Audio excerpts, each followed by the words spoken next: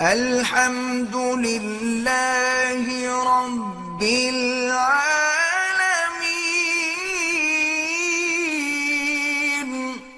آخری مسئلہ یہ ہے کہ بیماری کی وجہ سے وقتی طور پر وقفہ کر لینا جائز ہے۔ سمجھ میں آ رہی ہو بات؟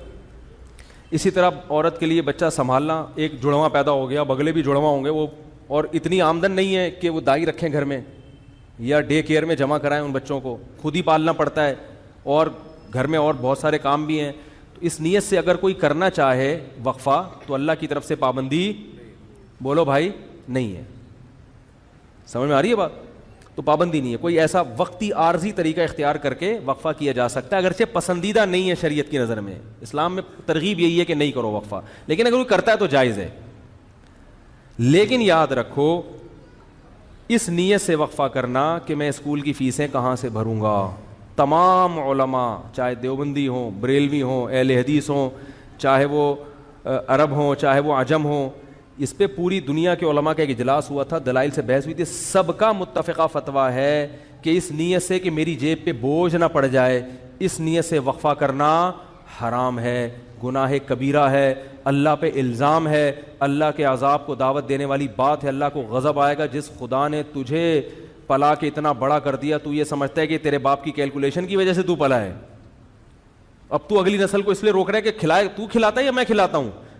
قرآن کہہ رہا ہے نحن نرزقکم، ہم تم کو بھی رزق دیں گے، وإیاہم، اور ان کو بھی۔ علماء کہتے ہیں غریبوں کے لیے نازل ہوئی ہے، اللہ نے پہلے ذکر کیا کہ تم کو بھی دیں گے، کیونکہ غریب کو ڈر ہوتا ہے میری روٹی نہ چھین لے بچہ، تو اللہ فرماتا ہے تجھے بھی ملے گا اس کی برکت سے، اور اس کو تو ملے گا ہی۔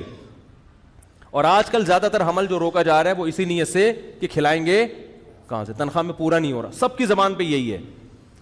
اسلام میں کیا ہے؟ فیملی پلاننگ والے کہتے ہیں پہلے انتظام کرو پیسوں کا، پھر بچے پیدا کرو۔ اسلام کہتا ہے نا نا نا نا نا نا نا نا نا۔ غربت دور کرنے کا ذریعہ کیا ہے؟ نکاح اور اولاد کی کثرت، جو میں انشاءاللہ اگلے بیان میں احادیث پیش کروں گا اس پر۔ تو یہ دوسرا طریقہ جائز ہو گیا کہ سنبھالے نہیں جا رہے تو ٹھیک ہے، وقتی طور پہ روکا جا سکتا ہے۔ اور اس نیت سے حمل روکنا کہ لوگ کیا کہیں گے، اتنے بچے، اس نیت سے بھی حمل روکنا کیا ہے؟ حرام ہے۔ اسی طرح علماء کا اجماع ہے کہ اس نیت سے حمل روکنا کہ بیٹی نہ پیدا ہو جائے، مثلا کسی کی 6 بیٹیاں ہو گئیں، اب وہ کہہ رہا ہے یار اگر ایک اور بیٹی ہو گئی میں تو جیتے جی مر جاؤں گا، اس لیے حمل روک رہا ہے، اس نیت سے بھی حمل روکنا کیا ہے؟ حرام ہے، کیونکہ آپ بیٹی کو کیا سمجھ رہے ہو؟ منحوس۔ اسلام میں یہ منحوس نہیں ہے۔ بیٹی کے خوف سے اگر حمل روک رہے ہو حرام، اور بہت سے لوگ اس لیے روک رہے ہیں کہ یار ایک بیٹا مل گیا، اب ہمیں ایسا نہ ہو بیٹی پیدا ہو جائے، تو اللہ کا عذاب آئے گا بھائی، اس دنیا میں اللہ برکت چھین لیتا ہے۔